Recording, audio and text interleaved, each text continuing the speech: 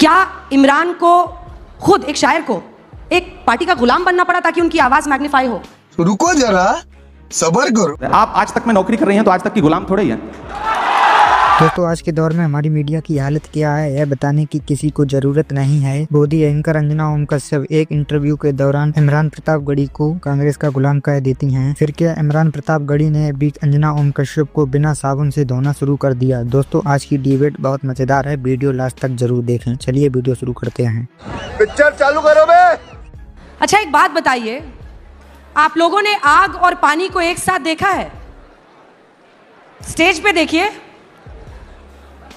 आग और पानी आपको एक साथ दिखाई देंगे। ये एक्चुअली फैसला नहीं कर पा रहे हैं कि आग कौन है और पानी कौन ये है। आप पर छोड़ते हैं, अंत में पूछेंगे कि कौन किसे आग मानता है किसे पानी। लेकिन पहला प्रश्न ये है कि इमरान जी, अगर मैं सही हूं तो आपके पिता चाहते थे आप डॉक्टर बने? हाँ बिल्कुल, वो चाहते थे कि डॉक्टर बनूं, और जब मैं शायरी की राह पर निकला तो उन्हें लगा कि लड़का खराब हो गया। और देखिए, लिटरेचर में इन्होंने इलाहाबाद यूनिवर्सिटी से पढ़ाई की, शायरी को पेशा चुना और फिर अब सियासत का हिस्सा बन गए हैं। हाँ। तो मतलब कोई पेशा आप छोड़ेंगे किसी के लिए? कर क्या रहे हैं जीवन में आप? पत्रकारिता की पढ़ाई की, लेकिन छोड़ दिया, पेशा नहीं बनाया उसको। करते तो वो भी अच्छा करते। हालांकि शायरी जब मैं कर रहा था तो सियासत को लेकर के शायरी हमेशा जो है वो एक अलग रुख रखती है और बहुत अच्छा नहीं मानती है। मैं तो जिन शायरों को सुन रहा था, बुद्धसेन शर्मा जी को, वो शेर लिख रहे थे कि दिए बुझाती आंधी को भड़काती है, दिए बुझाती शोलों को भड़काती है, आंधी को भी दुनियादारी आती है, यार सियासत की गलियों में मत जाना, नागन अपने बच्चों को खा जाती है। तो मैं तो ये शेर सुन रहा था, लेकिन फिर लगा कि जब एक ऐसा वक्त आया कि सब कुछ सियासत ही तय कर रही हो, कलम को भी सियासत ही तय कर रही हो कि कितना लिखना है कितना बोलना है, जब पत्रकारों के नाम एक साथ जो है वो फ्रेम करके दुनिया के सामने रखे जा रहे हो कि कवर करने वाले लोगों के नाम ये हैं, उनका भी जात उनकी भी मजहब तय किया जा रहा हो, तो मुझे लगा कि नहीं, चलते हैं सियासत की दुनिया में, देखते हैं क्या कर सकते हैं। तो मुझे लगता है ठीक ही कर रहा हूँ यहाँ भी। तो अब शायर कितना बचा है और कितना सियासतदां हो गए हैं इमरान प्रतापगढ़ी? पूरा मैं कोशिश कर रहा हूँ कि शायर और सियासतदां कितना हो जाएं, उससे ज़्यादा ज़रूरी है कि मेरे अंदर का इंसान कितना बचा हुआ है, मैं उसको बचाने की पूरी कोशिश कर रहा हूँ। और संवेदना के स्तर पर मुझे लगता है कि मैं कभी तन्हाई में बैठता हूँ तो खुद से आंख मिलाता हूँ, तो मुझे लगता है कि यार ठीक है, अभी उतना ख़राब नहीं हुआ हूँ और कोशिश करूँगा कि कभी उतना ख़राब ना हूँ, ये आवाम से भी वादा करता हूँ। जब तक शायर आईना में देखने के लायक रहे तब तक वो रहता है शायर, इसलिए आपके अंदर शायर तो जिंदा है। शायर समाज का आईना होता है। 33 रैलियां आपने की है महाराष्ट्र में? हाँ 33 महाराष्ट्र में, 33 प्रेस कॉन्फ्रेंसेस की, रोड शो किए, झारखंड में 11 रैलियां की। झारखंड 13? झारखंड 11 जी। और जाके बोलते कैसे, कनेक्ट कैसे करते हैं लोगों से? मतलब एक शायर वहां खड़ा होता है या पॉलिटिशियन खड़ा होता है, कनेक्ट करना जनता से, ये हुनर क्या है? मैं इसलिए जिंदा हूं कि मैं बोल रहा हूं, दुनिया किसी गूंगे की कहानी नहीं लिखती। लोग मुझे सुनने आते हैं, देखने नहीं। फिल्म स्टार्स आते हैं किसी पॉलिटिकल प्रोग्राम में तो लोग उनको देखने आते हैं, उनके डायलॉग सुनना है उनको। मेरे साथ यह है कि जो आवाम आती है मुझे सुनने, वो लाई हुई भीड़ नहीं होती, आई हुई भीड़ होती है, तो मुझे कनेक्ट करने में कोई दिक्कत नहीं आती, मैं उससे बात। लेकिन मैंने आपकी बहुत शायरी पढ़ी, मुझे कई बार लगा कि इमरान के अंदर इतना दर्द क्यों है?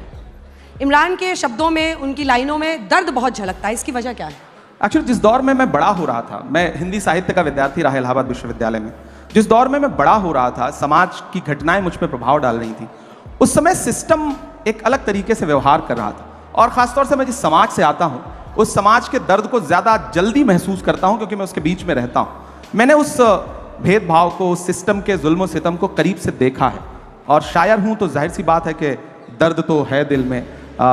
कोशिश करता हूँ, जुल्म के दौर की तारीख रकम करते हैं, इतना आसान नहीं ये काम जो हम करते हैं, काट देते हैं सदा हाथ हमारे जालिम, और हम फिर उन कटे हाथों को अलम करते हैं। तो हम कोशिश कर रहे थे कि उस दर्द को महसूस करें, और मीडिया जब उस दर्द को, उस जुल्म सितम को अपना हिस्सा नहीं बना रही थी, तो मेरी कोशिश थी कि मेरे पास जो प्लेटफॉर्म है, उस प्लेटफॉर्म का इस्तेमाल उस जुल्म सितम का को गाने के लिए करूं। और मुझे लगता है कि मैं कामयाब रहा बहुत हद तक, और मैंने अपनी बात दुनिया के सामने रखी। मत समझना कि मैं गीत गाता रहा, मैं तो जख्मों का मातम मनाता रहा, ये समझ करके जालिम पिघल जाएगा, मैं तरन्नुम में मातम मनाता रहा। तो मैं मातम मनाता था, लोग उसको सुनते थे, पसंद करते थे। क्या बात है, मैं जुल्म पर मातम मना रहा था, लोग सुनते गए, उसको पसंद कर। ये जुल्म हो किस पर रहा है? समाज में हाशिए पर मौजूद हर इंसान पर, वो हिंदू भी है, मुसलमान भी है, सिख भी है, ईसाई भी है, और सिस्टम कर रहा है, इसमें कोई दो राय नहीं, आज भी कर रहा है, और उससे एक बहुत लंबी लड़ाई लड़ने की जरूरत है। और सबसे बड़ी जिम्मेदारी है कलमकारों की। कलमकार जो है वो सत्ता का अस्थाई विपक्ष है।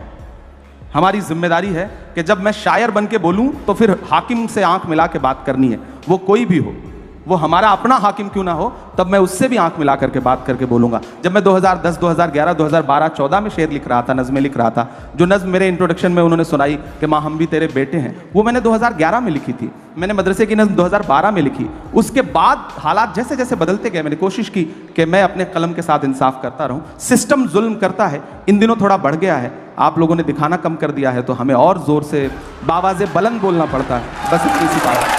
लेकिन चूंकि आपने ये चर्चा छेड़ी है, तो आप क्या दोहरा जीवन जी रहे हैं? क्या इमरान को खुद एक शायर को एक पार्टी का गुलाम बनना पड़ा ताकि उनकी आवाज मैग्नीफाई हो? कई शायर ऐसे हैं जो आज भी ये मानते हैं कि हमें पार्टी और सियासत से कुछ नहीं लेना देना, और उनकी कलम में क्या कम ताकत है? पहले तो आपके सवाल में जो शब्द है, आप आज तक में नौकरी कर रही हैं, तो आज तक की गुलाम थोड़े ही हैं। मैं एक पार्टी के साथ काम कर रहा हूं, हम किसी संस्थान के साथ काम करते हैं, संस्थान हमें सम्मान देता है, हम संस्थान की विचारधारा के साथ सहमत होते हैं, तब तक साथ चलते हैं। जिस दिन हमें लगेगा कि संस्थान हमारी विचारधारा से सहमत नहीं है, हमारी शर्तों को नहीं मान रहा है, उस दिन ये हो सकता है, मेरा अपना जो उसूल है कि मैं पार्टी तो नहीं बदलूंगा, राजनीति छोड़ दूंगा।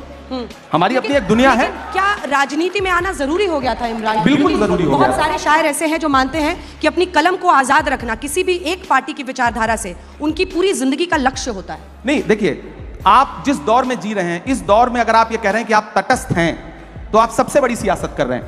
ये कहना कि मेरा सियासत से कोई लेना देना नहीं है, ये सबसे बड़ी सियासत है। जो भी ये कह रहा है वो सबसे बड़ी सियासत कर रहा है, वो अपने आप को सबका रखना चाहता है।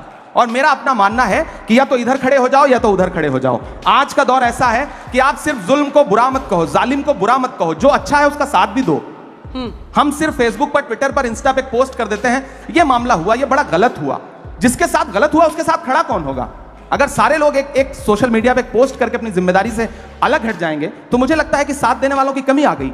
पहले होता था, बड़े बड़े प्रोटेस्ट होते थे, आंदोलन होते थे, हुकूमतें झुकती थी। अब क्या है कि हमने फेसबुक पे एक पोस्ट लिख दिया, ट्विटर पे एक ट्वीट कर दिया, हमें लगता है हमने अपनी जिम्मेदारी पूरी कर ली। नहीं, हमें सड़क पर भी उनका साथ देना है। और अगर मैं संसद में भी गया हूं, तो मैंने सबसे पहले यूनिवर्सिटी के बच्चों की फीस वृद्धि के खिलाफ संसद में जो पहली स्पीच की मैंने वो वहां पे की। मैं वहां पर हिंदू मुसलमान बन के नहीं गया, मैं वहां एक युवा बन के गया हूं, और मैं लगातार जिस पर भी जुल्म हो रहा है उसके खिलाफ बोल रहा हूं।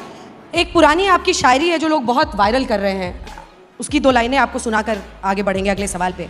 ये एक शायर का दावा है, कभी भी रद्द नहीं होगा, तेरे कद के बराबर अब किसी का कद नहीं होगा। इलाहाबाद वालों मेरी बात याद रखना, तुम कई सदियों तक कोई अतीक अहमद नहीं होगा। बड़ा पुराना सवाल है और बड़ी पुरानी कविता है ये। मैं इलाहाबाद विश्वविद्यालय में पढ़ रहा था, फ्री स्टाइल, मतलब गांव से आया था। वो शाहिद का एक शेर है कि जो भी मिलता है उसी को देखने लगता हूं मैं, क्या करूं मजबूरियां हैं, गांव से आया हूं मैं तेरे साहिल पे आया था कि देखूं तेरा ज़र्फ, ऐ समंदर किसने तुझसे कह दिया प्यासा हूं मैं। इलाहाबाद विश्वविद्यालय में आया पढ़ने के लिए, किसी धन्ना सेठ की औलाद नहीं था, राजनीतिक परिवार नहीं था, खानदान में कोई शायर नहीं था, तो मुझे तो मंच चाहिए थे। जो भी मंच मिलता था उस पर चढ़ता था, अपनी प्रतिभा दिखाता था, पेमेंट लेता था, घर जाता था। एक वक्त आने के बाद आपको समझ में आता है कि आपकी वैचारिकी क्या है, आपकी विचारधारा क्या है, आपको किन मुद्दों पे लड़ना है। अच्छा, कवि सम्मेलन और मंचों के एक उसूल हैं, आप मंच समझती हैं। यहाँ आने पे आपने 2-4 जुमले बोले, उसके बाद लोग कनेक्ट हुए ना, वरना लोग तो संगीत के असर में थे। तो हम जब मंच पे आते थे तो लोग मुख्य अतिथि के असर में हैं, तो हमने मुख्य अतिथि के लिए 4 पंक्तियां सुनाई, उसके बाद फिर वो सुनाया जो हमें सुनाना था।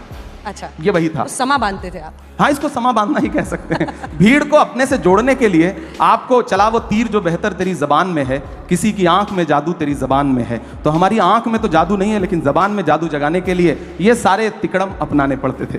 क्या बात है, आपने खुद ही कह दिया तिकड़म अपनाने पड़ते थे। सच्चाई भी शायद शायर की सबसे बड़ी ताकत होती है, अगर पूरी जिंदगी वो उसको किसी पार्टी में रहते हुए भी संभाल कर रख सके। मैं पूरी कोशिश करूंगा, ये आवाम से वादा है मेरा। क्या बात है। तो अब मुझे लगता है कि यही लोग जो आपके लिए तालियां बजा रहे हैं, अब कुछ सुनना चाहते हैं। कितने लोग सुनना चाहते हैं एकदम इमरान प्रतापगढ़ी अनसेंसर्ड?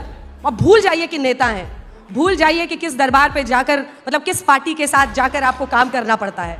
देखिए 1956 में, हाँ 1956 में संयुक्त राज्य अमेरिका के उस समय राष्ट्रपति नहीं बने थे यूएस के जॉन एफ कैनेडी। वो हार्वर्ड यूनिवर्सिटी में एक छात्रों से बातचीत कर रहे थे, तो उन्होंने एक बहुत अच्छी बात कही थी। उन्होंने कहा था कि अगर हर राजनेता को शायरी और कविता आने लगे, पोएट्री आने लगे, और हर राजनेता पोएट्री और शायरी करने लगे, तो ये दुनिया जिंदगी जीने के लिए और खूबसूरत हो सकती है। कितनों को सिखाया ये बताइए। अब असल बात ये है, राहुल जी को भी सिखा रहे हैं, नहीं सिखा रहे हैं?